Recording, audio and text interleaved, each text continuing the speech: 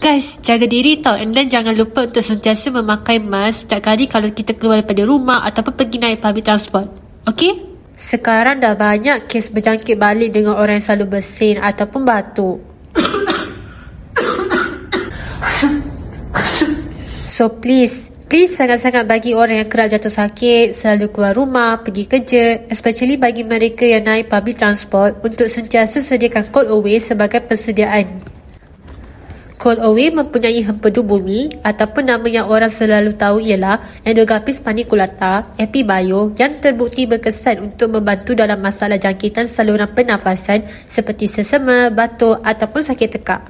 Dan untuk orang yang positif COVID-19 ataupun influenza sekarang, boleh cepat-cepat ambil cold away tau, sebab dia berkesan mengurangkan simptom dalam masa 3 hari sahaja. Satu lagi tips adalah, korang better simpan cold away dalam rumah, sebab cold away ni boleh dijadikan sebagai langkah pencegahan ataupun rawatan di musim sekarang.